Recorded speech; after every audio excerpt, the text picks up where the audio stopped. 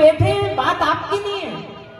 अब जो किसी क्षेत्र से चला, मध्य प्रदेश से वो आ रहा है गंगा में इस्लाम के लिए, बात उसकी चल रही है। तो एक बार क्या हुआ, चार मित्र, इतनी उलझन है, कोई शिव जी की कथा करेगा तो हमने राम और कृष्ण छोड़ दिए, अब शिव जी के भगत बन गए, और कोई हनुमान की बात करेगा तो हमने उनको छोड़ छाड़ दिया, हम हनुमान जी के हो गए। कोई राम की बात करेगा तो हम उनको छोड़ के, हनुमान को छोड़ के, शिव को छोड़ के हम राम की तरफ चल पड़े। कोई गीता की बात सुनाने आया तो हम गीता पे चल पड़े, कृष्ण की तरफ भागने लगे। ये कब तक करोगे, छोड़ा पकड़ी छोड़ा पकड़ी छोड़ा पकड़ी, और इससे कहीं भी नहीं पहुंचोगे, कहीं नहीं पहुंचोगे। इसलिए हमें सिद्धि प्राप्त नहीं होती है छोड़ा पकड़ी में।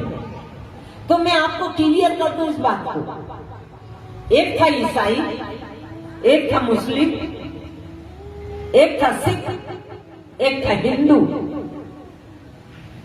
ये चारों घूमने के लिए निकले। अब इनके घूमने गए तो एक बीच में एक नदी पड़ती थी, नदी से इनको उस पार जाना था। चारों नाव में बैठे। अब नाव में बैठे, अचानक कोई तूफान आया, आंधियां चली, हवा आई। आप भी सुन लेना, आपकी नाव में चाहे कृष्ण बैठे हैं तो ये मत समझ लेना आंधियां नहीं चलेगी, तूफान नहीं आएंगे, भगवान हमारे साथ है। नहीं नहीं, आंधियां भी चलेगी, तूफान भी आएंगे, पर भगवान तुम्हारी नाव में अगर बैठा है तो तुम्हारी नाव डूबेगी नहीं, डूबेगी नहीं। बस इतना विश्वास रखना, इतना भरोसा रखना, डूबेगी नहीं। आंधियां चले, हवाएं चले, और दीप जलता रहेगा। ये सत्य का दीपक, प्रेम का दीपक, भक्ति का दीपक। कितनी भी आंधियां चले, कितनी भी प्रतिकूलताएं आए, लेकिन हमारा अंदर का साधना का दिया जलता रहे, हम भजन साधना करते रहे।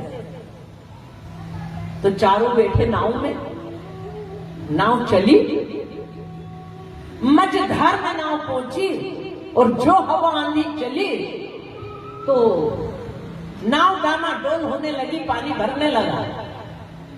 तो जो मुस्लिम था वो अल्लाह अल्लाह अल्लाह करके छलांग लगा दिया, बच गया।